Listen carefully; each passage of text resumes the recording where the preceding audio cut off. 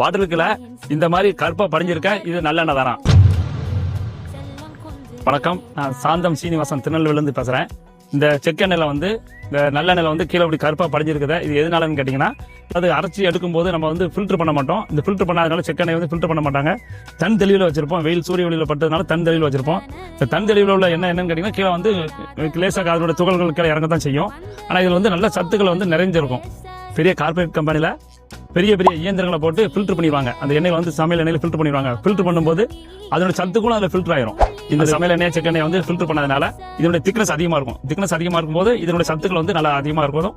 இதே நம்ம குடிக்கிற தண்ணியே வந்து ஃபில்டர் பண்ண வாட்டர் வந்து நல்ல வாட்டர் இல்லைன்னு சொல்றாங்க. அப்படிங்கும்போது நம்ம செக்கெண்ணெய் சமையல் எண்ணெயை வந்து நம்ம ஃபில்டர் பண்ணாத எண்ணெயை பயன்படுத்துவோம். எண்ணெய் கிளியரா இருந்தா பியூரா இருக்குங்கிற அர்த்தம் இல்லை. இந்த மாதிரி கருப்பா இருந்ததுன்னா இந்த எண்ணெய் வந்து ஃபில்டர் பண்ணாத எண்ணெய் சுத்தமான செக்கெண்ணெய் அப்படிங்கிறது அர்த்தம்.